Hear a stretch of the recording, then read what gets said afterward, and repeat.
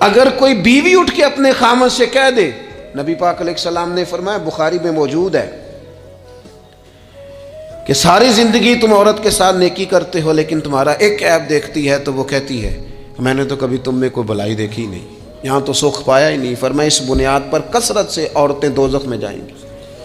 اور اگر وہ خاتون جس نے سارے دکھ سکھ دھوپ چھاؤں خاوند کے ساتھ گزاری، اگر خاوند اسی کو اٹھ کے طعنہ زنی کرے